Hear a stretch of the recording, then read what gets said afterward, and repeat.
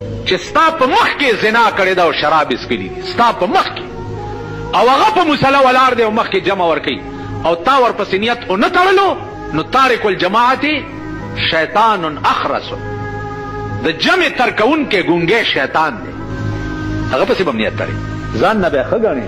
ته چې هغه پسې نیت نه تړې خو ځان به د هغه نه ښه ګڼې، او چې ځان د هغه نه ښه ګڼې نو دا غرور دی، او د غرور ګناه به خدای په قیامت کې نه، ځان به د په من سپین هم بدتر ګڼې.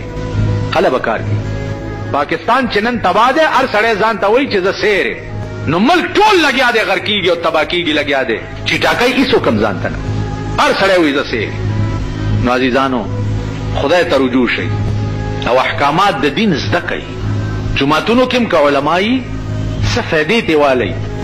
نن دین اسانه نوړی شوې ده، په اردو هر سړی پوهېږي. دین زده کوئ، کینی تباه به شئ، لاسونه به مروړئ او هېڅ به په لاس نه.